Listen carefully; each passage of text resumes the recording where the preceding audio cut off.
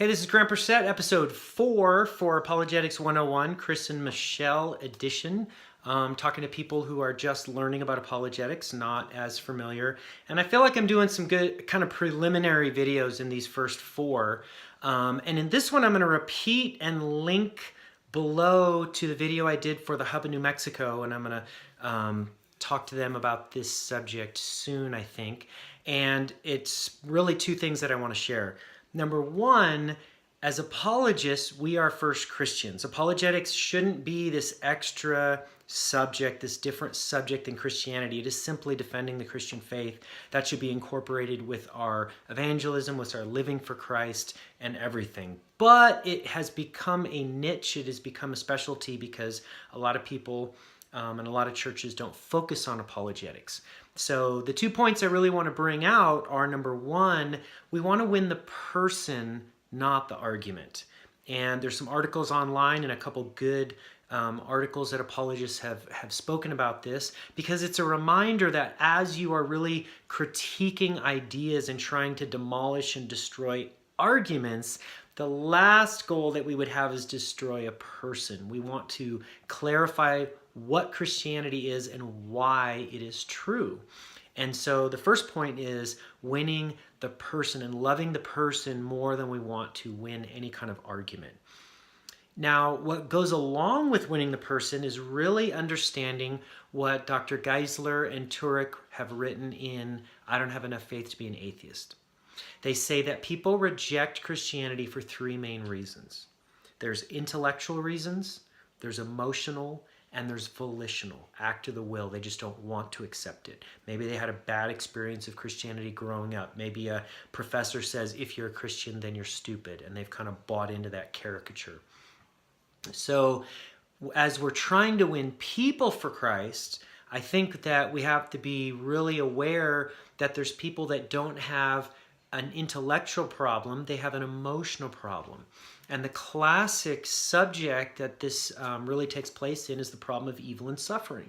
There's plenty of philosophical things that we can say, theological things that we can say about evil and suffering and why it exists. The free will of man to reject God, on and on. There's all kinds of things we can say, but sometimes we shouldn't say any of them because the person really doesn't want to hear that. They have an emotional issue and they're in pain. And when a person's in pain, that's not my time to share apologetics with them. It's time to be a friend, listen, have some coffee. So I think that as we're trying to win people, we need to be aware of if the issue is intellectual, emotional, or volitional. Apologetics really applies to the intellect and the intellectual issues more than the emotional and volitional, although I think it should ultimately focus on all 3. So the last thing I really want to say is that there is a way to ask a question. There's a question we can ask to see if a person has an intellectual barrier or maybe an emotional volitional barrier. And this is a question that Dr. Frank Turek uses, absolutely brilliant, and I am shamelessly stealing it from him. He asks this question. He says, if you found out Christianity were true, would you become a Christian? And he has a lot of atheists that say, no. Okay, what we find at that point is the problem isn't intellectual, right? Now, I've asked that question a bunch of times, and I've had people say, yeah, if you can show me Christianity is true, I'll believe it. That is an honest, sincere answer of somebody who's just waiting for evidence or doesn't have the evidence or hasn't heard the reasons, which I think is a lot of people out there. I don't think I have to do a lot of persuading a lot of time. I think it's just, hey, here's some evidence for you to consider that people don't know about Christianity. So in conclusion, 2 points I want to bring out. This is episode 4 of Apologetics 101, Chris and Michelle, if you're listening.